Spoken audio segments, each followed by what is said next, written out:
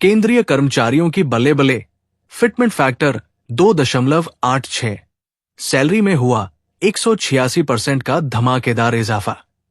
केंद्रीय कर्मचारियों के लिए खुशखबरी का पिटारा खुल चुका है। 8वें वेतन आयोग की घोषणा के बाद से सैलरी में इजाफे की चर्चाएं तेज हो गई है। प्रधानमंत्री नरेंद्र मोदी की अध्यक्षता में हाल ही में हुई कैबिनेट बैठक में इस बात पर मुहर लगी है कि केंद्र सरकार ने 8वें वेतन आयोग की रिपोर्ट तैयार करने के लिए एक विशेष संगठन बना दिया है। अब सवाल यह है कि भाई आखिर सैलरी हाइक का गणित क्या है और कर्मचारियों को कितनी राहत मिलने वाली है? इतना हो जाएगा मिनिमम वेतन। अब तक केंद्रीय कर्मचारियों का न्यूनतम वेतन 18,000 रुपए प्रति माह था, लेकिन 8वें वेतन आयोग के लागू होने के बाद इसे बढ़ाकर 51,480 रुपए प्रति माह किया जा सकता है। जी हां, सही सुना आपने। ये खबर सुनते ही सरकारी दफ्तरों में मानो जश्न का माहौल हो गया हो। दफ्तर के कैंटीन में चाय समोसे की चुस्कियों के साथ नई सैलरी कब से आएगी जैसे सवालों पर चर्चा हो रही है। डीए, डियरनेस अलाउंस में भी बढ़ोतरी की उम्मीद है। अब भला कौन नहीं चाहेगा कि महंगाई के इस दौर में उनकी सैलरी को भी जेट स्पीड मिल जाए। 8वें वेतन आयोग कब से होगा लागू? केंद्रीय सूचना एवं प्रसारण मंत्री अश्विनी वैष्णव ने अपने हालिया बयान में साफ कर दिया है कि 8वें वेतन आयोग का गठन 2025 में होगा। अगर सब कुछ प्लान के मुताबिक चला तो ये 1 जनवरी 2026 से लागू हो सकता है। यानी नए साल के तोहफे के साथ कर्मचारियों को उनकी ड्रीम सैलरी मिलनी शुरू हो जाएगी। भाई, जब सैलरी बढ़ने की बात हो रही हो तो इंतजार भले ही लंबा लगे, पर खुशी का अलग ही मजा है। हर 10 साल में नया वेतन आयोग। अगर इतिहास की बात करें तो केंद्र सरकार हर 10 साल में नया वेतन आयोग लागू करती है। 7वें वेतन आयोग को 1 जनवरी 2016 से लागू किया गया था। इससे पहले 6वां वेतन आयोग 2006 में आया था। अब बारी है 8वें वेतन आयोग की, जो 2026 में लागू होगा। फिटमेंट फैक्टर से बनेगी बात। अब बात करते हैं फिटमेंट फैक्टर की, जो सैलरी हाइक का असली गुरु मंत्र है। 7वें वेतन आयोग में ये 2.57 था, जिसकी वजह से न्यूनतम वेतन 7,000 रुपए से बढ़ाकर 18,000 रुपए किया गया। अब 8वें वेतन आयोग में फिटमेंट फैक्टर को 2.86 तक बढ़ाने का प्रस्ताव है। इसका मतलब है कि जिस कर्मचारी का बेसिक सैलरी 18,000 रुपए है, वो बढ़कर 51,480 रुपए हो सकती है, यानी सीधा 186% का इजाफा। जरा सोचिए, जब सैलरी स्लिप में ये बदलाव नजर आएगा तो कितने सेल्फीज ली जाएंगी और कितने वाह भाई वाह के मैसेज वायरल होंगे। 2026 में बढ़ी हुई सैलरी का इंतजार। हालांकि ये नई सैलरी 2026 के फरवरी महीने से मिलनी शुरू होगी। केंद्र सरकार ने संकेत दिए हैं कि बढ़ा हुआ वेतन जनवरी 2026 से लागू हो जाएगा। और भाई, जहां कर्मचारियों की सैलरी बढ़ेगी, वही पेंशन भोगियों को भी बढ़ी हुई पेंशन मिलेगी।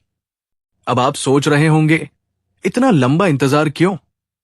पर भाई, जो चीज मिलनी तय है उसका इंतजार करने का अलग ही मजा है। साथ ही केंद्रीय कर्मचारियों को मिलेगी बकाया डीए-डीआर की राशि।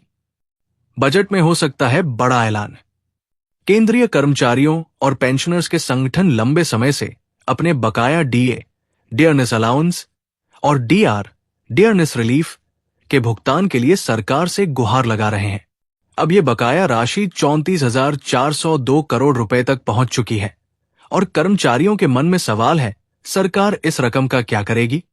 इन कर्मचारियों का कहना है कि कोरोना काल के दौरान सरकार ने डीए-डीआर की 18 महीने की किस्तें रोक दी थी, लेकिन अब तक सरकार ने इस मुद्दे पर कोई ठोस कदम नहीं उठाया है। कर्मचारी संगठनों ने वित्त मंत्रालय से इस मामले में विचार करने की अपील की है, लेकिन क्या सरकार इसे मानने वाली है? ये सवाल तो बना ही है। बकाया एरियर का भुगतान कब होगा? कर्मचारियों का कहना है कि बकाया राशि का भुगतान जल्द से जल्द किया जाए, लेकिन सरकार इस बारे में कोई ठोस बयान देने से बच रही है। केंद्र सरकार ने पहले ही स्पष्ट कर दिया था कि स्थिति वित्तीय दृष्टि से सही नहीं है और अभी एरियर का भुगतान संभव नहीं है। अब कर्मचारियों को लग रहा है कि शायद बजट 2025 में कुछ राहत मिल सकती है। वित्त मंत्री निर्मला सीतारमण 1 फरवरी को देश का आम बजट पेश करेंगी और इस बार कर्मचारियों की उम्मीदें कुछ ज्यादा ही बढ़ गई हैं। वे सोच रहे हैं कि अगर पूरी रकम नहीं तो कम से कम कुछ हिस्से का भुगतान तो हो ही सकता है। कोरोना काल में रुका डीए का भुगतान। कोरोना काल में जब पूरा देश लॉकडाउन की स्थिति में था तो सरकार ने डीए-डीआर की 3 किस्तों को रोक दिया था, जिनमें 1 जनवरी 2020, 1 जुलाई 2020 और 1 जनवरी 2021 की किस्तें शामिल थी। उस समय सरकार का कहना था कि आर्थिक स्थिति ठीक नहीं है, इसलिए ये कटौती करनी पड़ी। अब जब हालात सुधरने लगे हैं और अर्थव्यवस्था पटरी पर आ रही है तो कर्मचारियों का कहना है अब तो सरकार को इस बकाया राशि का भुगतान करना चाहिए। सुप्रीम कोर्ट का आदेश। कर्मचारी संगठनों का कहना है कि सुप्रीम कोर्ट ने भी इस मामले पर निर्णय दिया था कि बकाया राशि का भुगतान 6% ब्याज इंटरेस्ट के साथ किया जाना चाहिए। हालांकि सरकार ने इस आदेश को नजरअंदाज करते हुए अभी तक बकाया राशि का भुगतान नहीं किया। जब सरकार ने 18 महीने के डीए-डीआर को रोक लिया था तो कर्मचारियों ने कई बार इसे जारी करने के लिए सरकार से अनुरोध किया था, लेकिन सरकार ने हमेशा यही कहा कि अभी स्थितियां ठीक नहीं हैं। सरकार की जिम्मेदारी। कर्मचारी संगठनों के महासचिव श्री कुमार का कहना है कोरोना काल में सरकार ने कोविड-19 का बहाना बनाकर कर्मचारियों का डीए-डीआर रोक लिया था, जबकि अब स्थिति पहले से बेहतर हो चुकी है। अब कर्मचारियों का कहना है कि सरकार ने करोड़ों रुपए बचाए थे तो कम से कम कुछ हिस्सा तो हमें लौटाना चाहिए।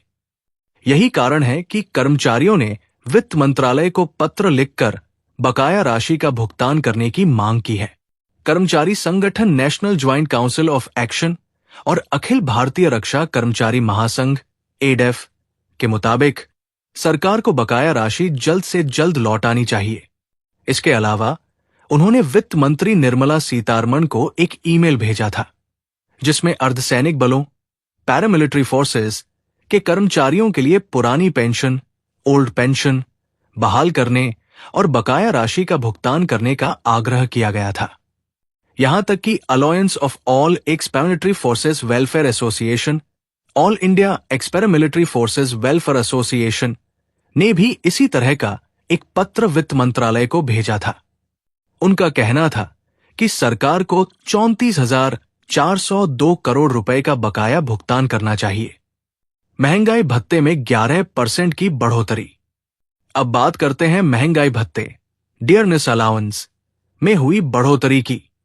सरकार ने जुलाई 2021 में महंगाई भत्ते में 11% की बढ़ोतरी की घोषणा की थी, लेकिन इस दौरान कर्मचारियों का कहना है कि जून 2021 से पहले जो डीए-डीआर रोक लिया गया था उसकी भरपाई नहीं की गई। सरकार ने घोषणा तो कर दी, लेकिन कर्मचारियों का बकाया अरियर्स फिर भी बाकी है।